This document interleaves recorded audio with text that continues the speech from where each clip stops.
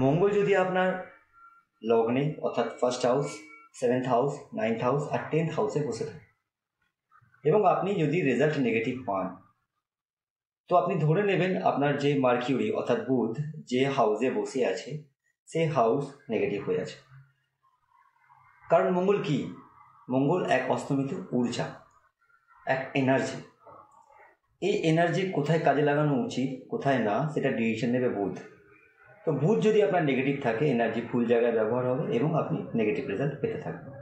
তো যারা basically negative result পাচ্ছে, এই হাউসগুলোয় মঙ্গল বসে আছে এবং বেসিক্যালি নেগেটিভ রেজাল্ট পাচ্ছে, তাদের জন্য এই ভিডিওটা। তো তাদের কি করণীয়? তাদের বুধের উপায় করতে হবে।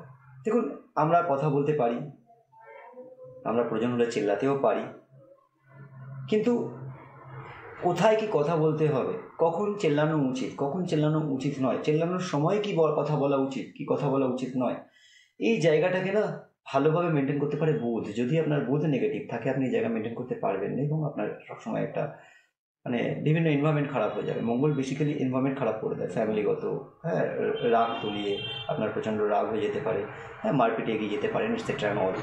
তো আপনি যদি বুধকে ঠিক করেন তাহলে আপনার এই প্রবলেমগুলো সরে যাচ্ছে। মঙ্গল আপনাকে বাধ্য পজিটিভ রেজাল্ট দিতে।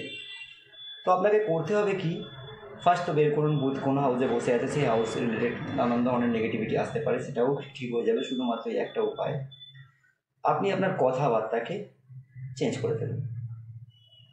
ওই বলে না, বিষ পান করেও চুপ থাকা, ওরম টাইপের। আপনাকে শুধু একটু শান্ত হয়ে যেতে হবে, কথাবার্তার মিষ্টতা নিয়ে চলে আসতে হবে, কম কথা বলতে হবে এবং চেল্লামিলি থেকে বিরত থাকতে হবে। আর যদি চেল্লামিলি করেও ফেলেন বিশেষ কোনো ক্ষেত্রে, তো সেক্ষেত্রে কথাবার্তার উপর খুব ভেবেচিন্তে বলতে হবে। এছাড়া আপনি একটা কাজ করতে পারেন, বাড়িতে ছোট প্ল্যান্ট করতে পারেন, গাছ লাগাতে পারেন এবং আপনি তার চর্চা করতে পারেন, এতেও বুধ অনেকটা ঠিক হয়। তবে বেসিক্যালি ফোকাস করতে হবে আপনার কথাবার্তা, কারণ আপনি যদি কথাবার্তা অল্প এবং মিষ্টি বলতে পারেন তো আপনার মঙ্গল পজিটিভ রেজাল্ট দিতে বাধ্য। ঠিক আছে, অসংখ্য ধন্যবাদ। দ্য সিক্রেট অফ লাইফে আপনাকে স্বাগত।